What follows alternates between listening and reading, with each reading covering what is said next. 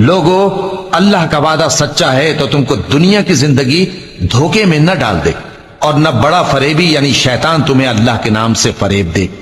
शैतान तुम्हारा दुश्मन है, तुम भी उसे दुश्मन ही समझो। वो अपने पैरों के गिरोह को बुलाता है ताकि वो दोजख वालों में हो जाए। जिन्होंने कुफ्र किया उनके लिए सख्त अजाब है, और जो ईमान लाए और अमल नेक करते रहे उनके लिए बख्शिश और बड़ा सवाब है। भला जिस शख्स को उसके आमाले बद आरास्ता करके दिखाए जाएं और वो उनको उम्दा समझने लगे, तो क्या वो नेकुकार आदमी जैसा हो सकता है? बेशक अल्लाह जिसको चाहता है गुमराह रहने देता है और जिसको चाहता है हिदायत देता है। तो इन लोगों पर अफसोस कर करके तुम्हारा दम न निकल जाए। ये जो कुछ करते हैं अल्लाह उससे वाकिफ है, और अल्लाह ही तो है जो हवाएं चलाता है, फिर वो बादल को उभारती हैं, फिर हम उनको एक बेजान इलाके की तरफ ले जाते हैं, फिर उससे यानी बारिश